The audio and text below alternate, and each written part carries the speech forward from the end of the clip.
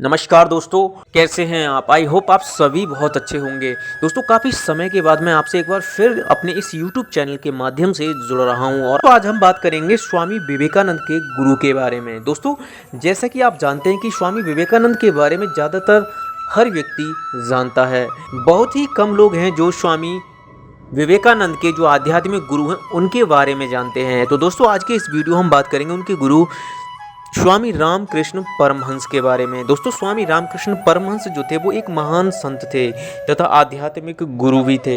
स्वामी रामकृष्ण परमहंस ने अपना पूरा जीवन आध्यात्मिकता की ज्योति को जगाने में व्यतीत कर दिया। वो एक बहुत बड़े साधक थे। वो नित्य प्रतिदिन साधना में रहते थे। वो जानते थे कि ईश्वर को पाना आसान है। हम अगर चाहें तो हम ईश्वर के साथ साक्षात्कार कर सकते हैं।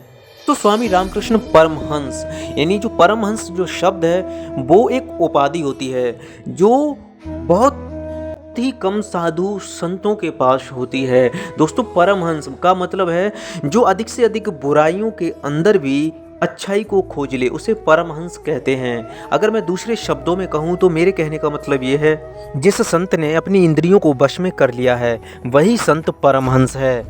दोस्तों, स्वामी रामकृष्ण परमहंस के इन गुणों को देखकर उनके गुरु ने उनको परमहंस का नाम दिया।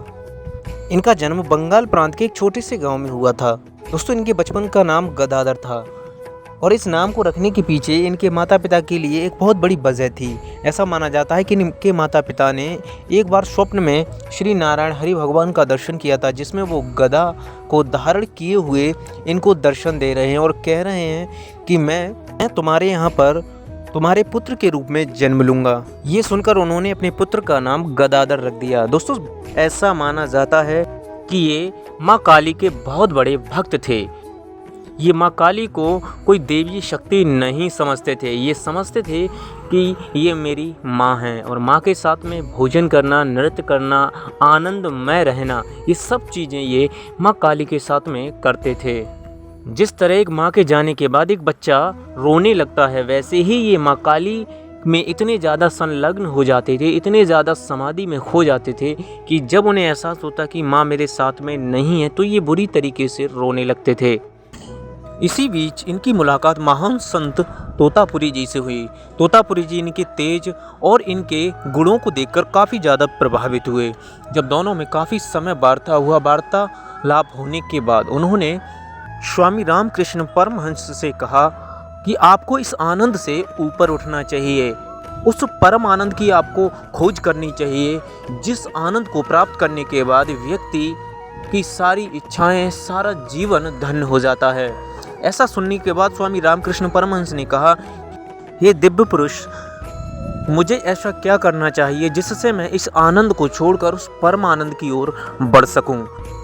इस पर तोतापुरी जी ने उनसे कहा कि आप जब कभी भी अपनी माँ के संपर्क में आओ, जब कभी आप समाधि में जाते समय माँ के साथ में आनंदमय हो, तब आपको एक तलवार अपनी कल्पना में लेकर आनी होगी और उस तलवार से आपको माँ काली के ऊपर वार करना होगा। दोस्तों, ये सुनने के बाद दूसरे दिन जब स्वामी रामकृष्ण परमहंस फिर से समाधि में गए तो वो उस आनंद की वजह से उस बात को भूल गए।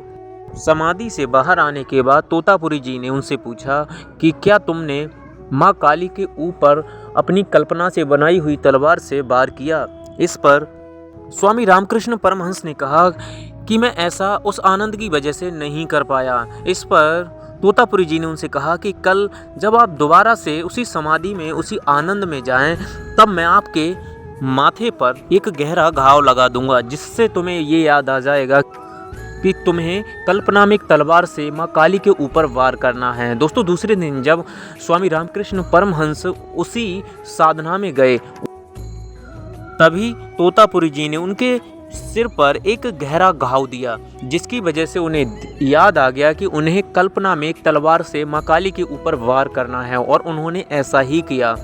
कल्पना में तलवार बनाई और उस तलवार से उनके टुकड़े कर दिए। दोस्तों, आगे चलकर वही तोतापुरी जी उनके आध्यात्मिक गुरु बने। दोस्तों, स्वामी रामकृष्ण परमहंस ने हमारे इस देश, हमारे इस राष्ट्र के लिए एक ऐसे दिव्य पुरुष को तैयार किया। दोस्तों हाँ, मैं बात कर रहा हूँ स्वामी विवेकानंद के बारे में, जिन्होंने विदेशों में भी भारतीय संस्कृति का डंका बजवाया। दोस्तों वैसे तो आप स्वामी विवेकानंद जी के बारे में जानते ही होंगे, अगर आप नहीं जानते हैं तो मेरे इस चैनल पर स्वामी विवेकानंद की जीवनी के ऊपर एक बहुत ही सुंदर वीडियो है, आप उसे भी जाकर देख सकते हैं। दोस्तों प्रातः भगवत स्मरण के समय में इन्होंने अपने जीवन का त्याग कर दिया, यानी कि अपने इस नश्वर शरीर को छोड़ दिया। ऐसे संतों की कभी मृत्यु नहीं होती है और ऐसे ही संतों की वजह से आज हमारे देश के अंदर ये जो कल्चर, ये जो संस्कृति है वो जिंदा रहती है। ऐसे संत महान होते हैं, उनके कार्य, उनके गुण महान होते हैं, अतुलनीय होते हैं। दोस्तों आपको ये वीडियो कैसी लगी हमें कमेंट बॉक्स में कमेंट करके ज़रूर बताइएगा। मिलेंगे एक और नेक्स्ट वीडियो में, तब तक के लिए जय हिंद, जय भारत।